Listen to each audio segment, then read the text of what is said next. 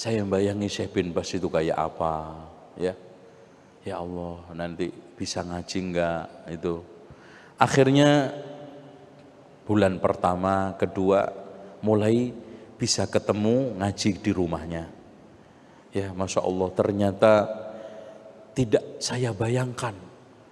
Tak kira wonge gede, terus gagah, susah untuk ditemui dan menjaga jarak.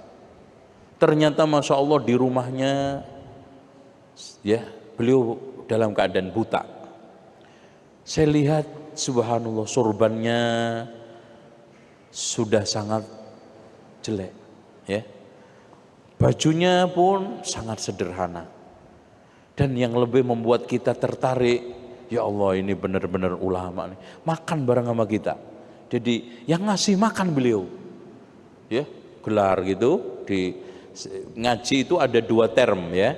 Habis sholat Jumat, beliau dengar khutbah dulu, khutbah rekaman, terus kemudian ngaji, setelah ngaji sholat asar, habis itu makan, habis sholat asar ngaji lagi sampai menjelang maghrib, terus begitu di rumah.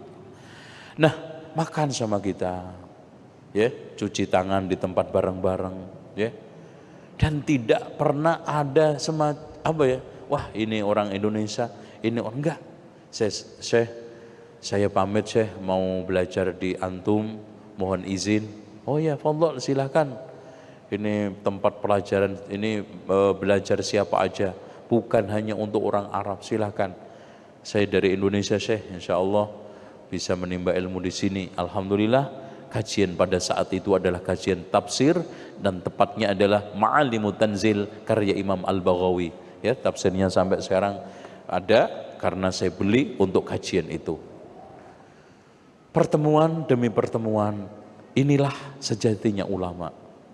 Inilah sosok karismatik. Dan subhanallah Pak, yang ngaji itu subhanallah, pejabat-pejabat, eselon, ya, kadang-kadang menteri ada yang datang, ya. Kadang-kadang ulama-ulama juga besar datang. Dan yang lebih ajaib lagi, semua kelompok, mau ikhwani, mau Hizbut Tahrir, mau ini ngaji semua. Dan anehnya, kalau sekarang Syekh ditanya tentang bagaimana Syekh Ikhwanul Muslimin, dijawab apa adanya, nggak ada yang tersinggung itu ikhwan.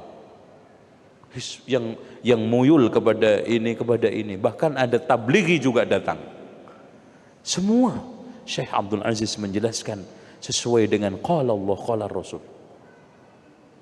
Nah, hadirin sekalian, beliau sosok yang Masya Allah, kedermawanannya. Pernah ketika saya di majelis, ada orang Badui Pak. Badui kan nggak tahu unggah-ungguh nih wong Jawa itu.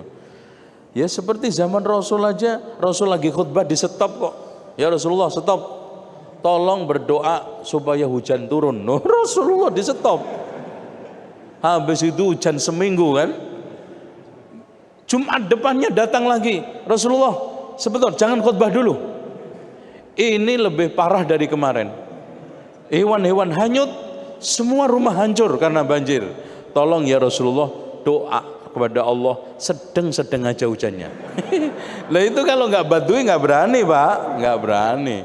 Abu Bakar coba nyetop Rasulullah, nggak berani. Nah ini sama. Syekh, afwan Syekh, ana punya hutang 150.000 rial, bukan rupiah loh Mas, ya rial. Saya punya konflik, saya punya masalah sama keluarga saya. Saya kalau tidak bayar ini Syekh, masuk penjara. Gini aja, kamu sama keluarga kamu datang semua, 150.000 nanti saya yang nanggung. Masya Allah, subhanallah Pak. Makanya beliau ketika saat menjadi rektor Jami'ah Islamiyah, ya, dia rektor yang kedua, karena yang pertama adalah Syekh Muhammad Ibnu Ibrahim Al-Syekh. Pegawai yang paling banyak utangnya adalah Syekh bin Bas, disinyalir. Bukan untuk foya-foya itu, masih bahkan ikhwan, ketika saat saya bermajlis itu banyak yang dari Prancis, yang dari Amerika di bawah tanggungannya Syekh. Okay? Ada yang dikasih 3.000, ada yang dikasih 2.000, ada yang dikasih 1.500 untuk kehidupannya karena nggak sekolah, nggak dapat mukafaah. Seperti itu.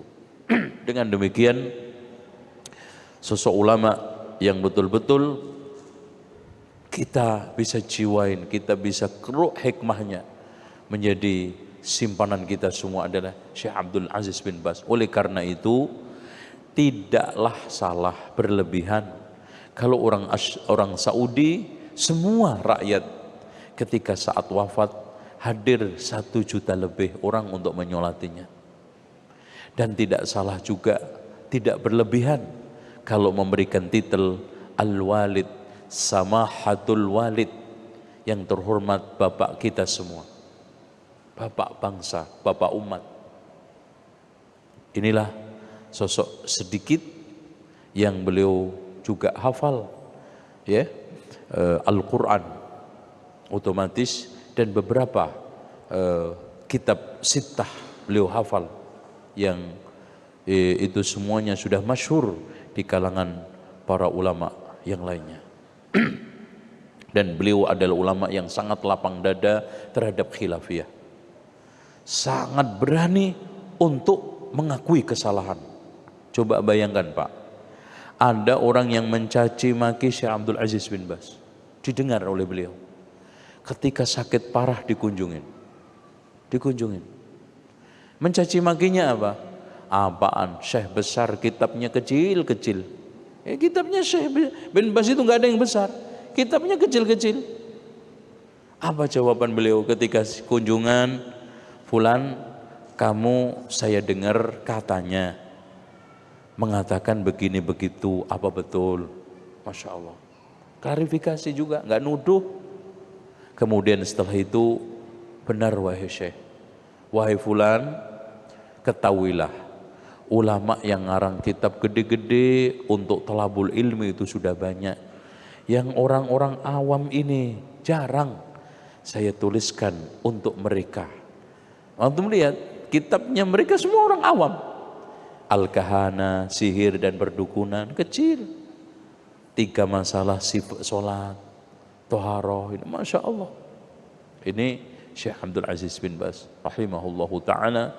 Semoga Allah subhanahu wa ta'ala menempatkan beliau pada tempat yang mulia. Dan itulah yang mengilhami keagamaan saya sedikit dan memberikan suatu pencerah dakwah saya. Walaupun saya tidak mengaku sama sekali murid, ya, sama sekali saya hanya pernah ketemu